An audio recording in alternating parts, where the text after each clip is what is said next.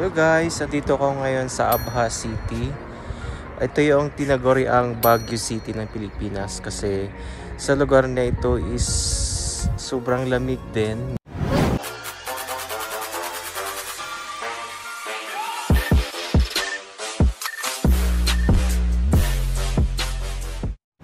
Ayan, kung makikita nyo, napakataas siya na area. Diyan sa ilalim, makikita nyo yung daanan papuntang Jisan. Yan guys.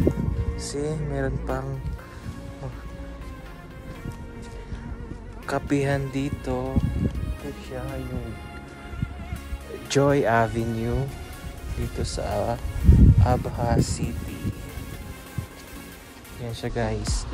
So itong Abha City is 3 to 4 hours drive from Najuran, kung saan kami nakatira.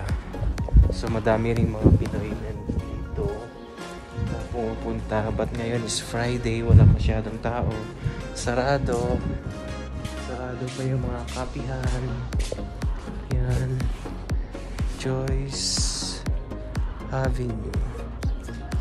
Hello.